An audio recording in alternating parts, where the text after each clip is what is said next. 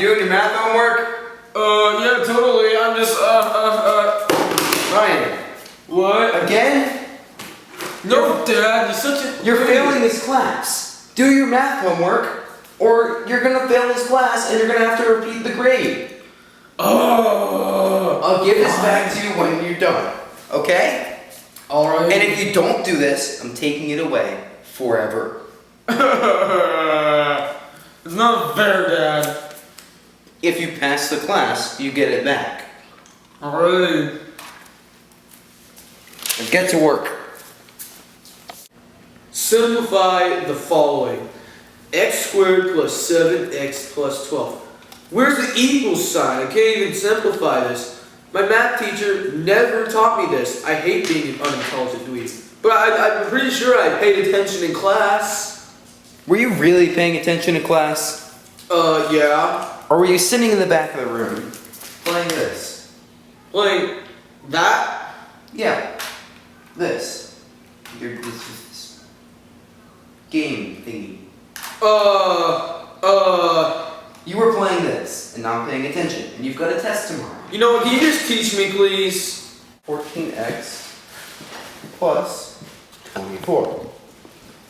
And you see, as a trinomial, we have to first isolate the x squared, because our goal is to get rid of this x squared. If we get rid of this x squared, then we can solve the problem. So, let's just divide everything by 2.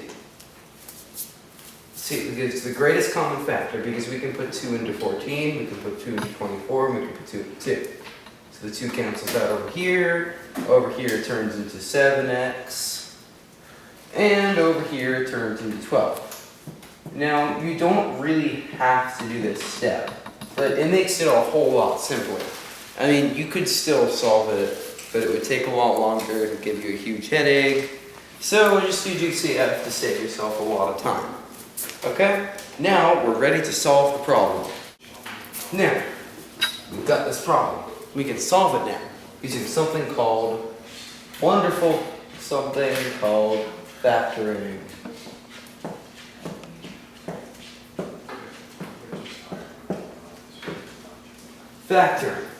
Factoring is what you use to turn something like this into something you can put into a graphing calculator.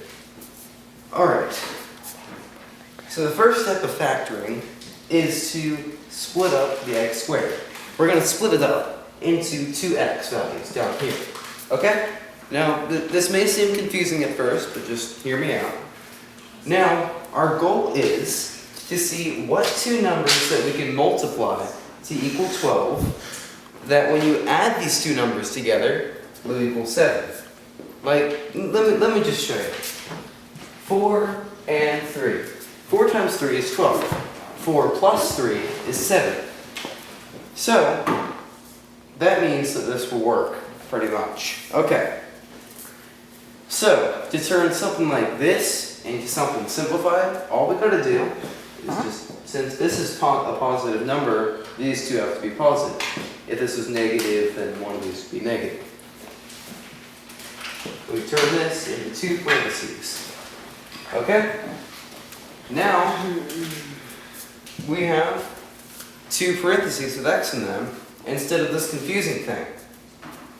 Okay, so if we were to take x plus 4 in parentheses and multiply it times x plus 3 in parentheses, we would get this up here, x squared plus 7x plus 12. But you see, we're not looking for that. What we're looking for is something we can put onto a graphing calculator, like a TI-83. Alright. Now we have to pretend that each one of these groups equals 0. So x plus 4 equals 0, and x plus 3 equals 0. Okay? And now we can just isolate the 2 x values by subtracting 3 over here, so to get x equals negative 3, and x equals negative 4. So now we have these 2 x values. Why 2 x values, you may ask? Well, it's because if we were to put this into a graphing calculator, it would make a parabola. A parabola is where the line goes down and then back up, like a smiley face. Okay? Which means that these two x values are the two x-intercepts that we have. Now, congratulations! You've just solved for the two x-intercepts, or zeros, or solutions, as they're called.